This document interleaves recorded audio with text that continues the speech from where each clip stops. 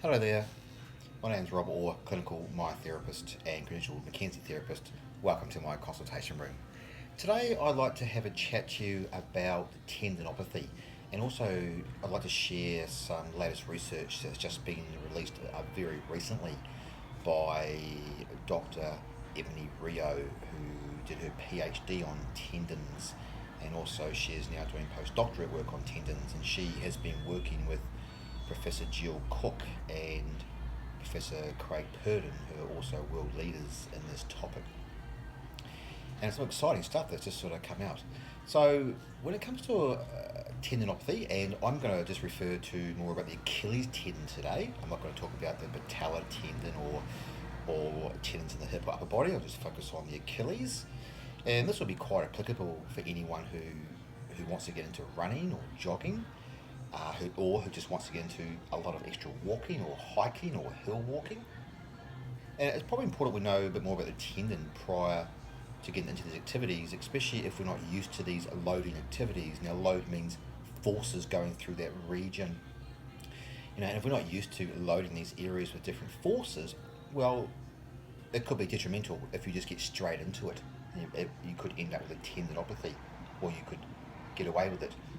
But let's look at more of an injury prevention point of view. So what do we know so far about tendons? Well, when it comes to strengthening tendons, etc., we've always guessed a little bit when it comes to how many sets we do, how many repetitions we do, how much force do we use. Example, do we use 100% force of a maximum voluntary contraction, or do we use 70% of our maximum voluntary contraction force? Do we do more of a fixed contraction, which is known as isometric, where we take it to a point and hold it with no further movement, or you can contract the area in a neutral position, or do we go through lengthening loading or shortening and lengthening loading? So we've got isometric loads, isotonic loads, and eccentric loads. So what the data has come up with now by Dr. Ebony Rio is that tendons definitely want to be loaded, and we've known that for a while now. They want to be loaded, but what load and how much load, what type of load, etc.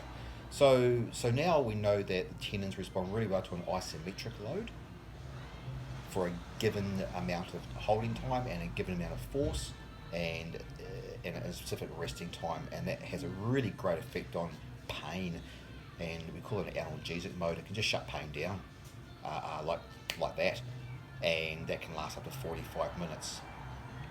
So we've got some really conclusive data now, which is fantastic. Now, with tendons, once again, is it a tendinopathy at the heel insertion? Is it a tendinopathy above the heel insertion, we call mid-substance? To give a bit of a clue, tendons you should be able to just point with one finger where the pain is, or possibly two.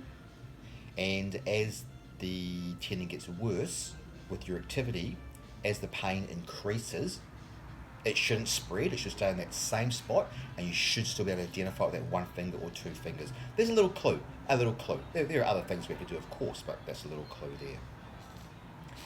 So if you are planning to want to get into running or return to running, or you want to return after an injury, or you just want to start being more active with running or walking, come and have a chat first so we can talk about the Achilles and what we need to do to help prepare it for this extra activity, so we don't injure it.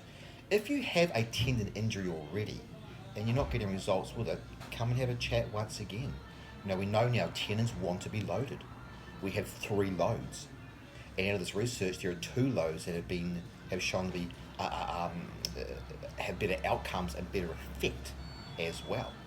So I should be able to help you out with that with advice. And when it comes to tendon pain, we don't have to stop in everything. We just need to modify your activities, etc. We've got to work out, is it at the heel?